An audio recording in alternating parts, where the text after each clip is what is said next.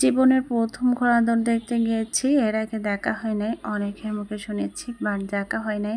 তো আজ ফাইনালি দেখব যে ঘোড়া দৌড় কেমন হয়।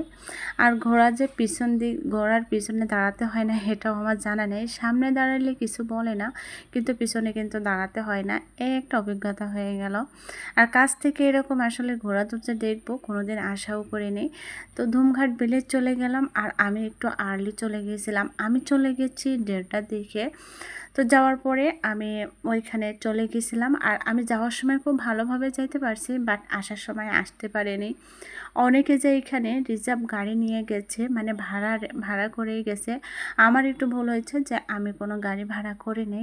তো আসার সময় আমার অনেক কষ্ট হয়েছিল, বাট ওইখান থেকে হেঁটে আমি রাস্তা পর্যন্ত আসছি। সত্যি এত কষ্ট হয়েছিল আমাদেরকে।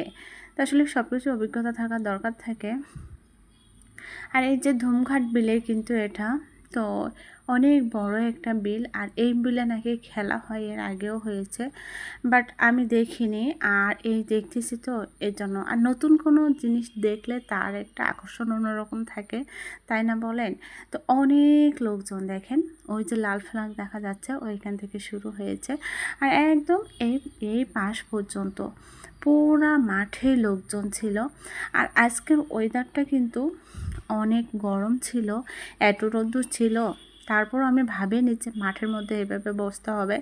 তো মাঠের মধ্যে সবাই যখন মাঠের পাশে চলে গেছে, দেন আমিও চলে গিয়েছিলাম।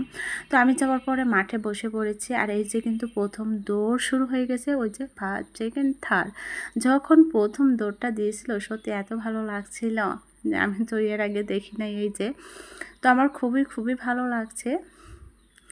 তো এই যে লাস্টে 22টা ঘোড়া নিয়েই কিন্তু প্রতিযোগিতা শুরু হয়ে গেছিলো। এই দুটো একদম লাস্ট, ফার্স্ট সেকেন্ড থার্ডই গণনা করা হয়। আর এখানে 7বার মানে ঘোড়া দৌড় দিয়েছিল, মানে 7বার দেবে, প্রথম দ্বিতীয় তৃতীয় চতুর্থ পঞ্চম সপ্তম, ঠিক আছে। তো এইটা সপ্তমের বেলা আমি আর থাকতে পারি নাই, কেন অনেক রোদ ছিল, আমার মাথায় খুব পেইন হচ্ছিল, এই জন্য চলে আসছিলাম। আর যেহেতু আমার একবার দেখা হয়ে গেছে, পুরস্কার বিতরণ পর্যন্ত আমি থাকি নাই, আমার খুব কষ্ট হচ্ছিল। আর যেহেতু অনেক রোদ ছিল, তো এই জন্য আমার যখন পঞ্চম দৌড়টা হয় তখনই কিন্তু আমি চলে এসেছি। পঞ্চম দৌড়ের শেষ হওয়ার পরে তারপর আমি চলে এসেছি। আর লোকজন সবাই এখানে আইসক্রিম পানি অনেক কিছু বিক্রি হচ্ছিল, ভাজা, কিন্তু এই গরমে কি খাওয়া যায় বলেন। আর আমি একটু মনে হচ্ছিল এখানে যে রোদ, এত মাঠের মধ্যে বসতে হবে এটাও আমি বুঝতে পারিনি। তারপরও বাড়িতে একটু ছাতা নিয়ে যেতাম। অনেকে কিন্তু ছাতা নিয়ে আসছে, যারা এর আগে দেখছে তারাই নিয়ে আসছে। আসলে আমি তো দেখি নাই এবং জানি না এবং শুনি না, এই জন্য আর কি। কিন্তু রোদের মধ্যে বসে খেলা দেখা একটা মজাই আলাদা। আর অনেক লোকজন আছে, তো বিভিন্ন গ্রামের লোকজন আসছে এখানে, সবাই গাড়ি রিজার্ভ করে নিয়ে আসছে। রাস্তার উপর দিয়ে যে এত গাড়ি ছিল, বিলের মধ্যেও ভ্যান, মোটরসাইকেল, বিল দিয়েও মোটরসাইকেল চলেছে, বেশ ভালো লাগছিল। আর অনেকের সাথে পরিচয় হয়েছে, অনেকে আমাকে চেনে, আমার সাথে পরিচয় হয়েছে, দেন ছবিও উঠাইছে, খুব ভালো লাগছে আর কি। তো এই যে একদম লাস্টে এই ঘোড়াটা, তো আমি যখন মাঠের ভিতরে চলে আসছিলাম, এবার কিন্তু আমি চলে যাব, আর বেশিক্ষণ থাকবো না। তো এই যে মাঠের পাশ দিয়ে আমি হাঁটতেছিলাম, এখন মানে প্রথম দ্বিতীয় তৃতীয় পঞ্চম বেলায় পঞ্চমের বার আমি চলে আসছি। তো এই যে সবাই যখন আসে, আমি চলে আসতেছিলাম, আমাকে আসতে দেবে না, আর বলতেছিল যে আপু আর 2টা দৌড় হয়ে যাওয়ার পর আমরা সবাই একসাথে যাব। কিন্তু ভাই বিশ্বাস করেন, আমার অনেক কষ্ট হচ্ছিল, আমি দাঁড়াতে পারতেছিলাম না। একটা ছাতা নিয়ে গেলে অবশ্যই দাঁড়াতে পারতাম, কিন্তু আমি দাঁড়াতে পারিনি।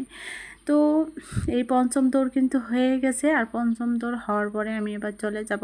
আর আমার যে হাঁটতে হবে, আরও কষ্ট হয়েছিল যে আমার হাঁটতে হচ্ছে, আমি হেঁটে হেঁটে আসছি, কোনো ভ্যান কিংবা মোটরসাইকেল কোনো কিছুই পাইনি। অনেক কষ্ট হয়েছে ঘোড়া দৌড় দেখতে গিয়ে, বিশেষ করে আমার, কারণ আমি কোনো গাড়ি রিজার্ভ করে নিয়ে যাইনি।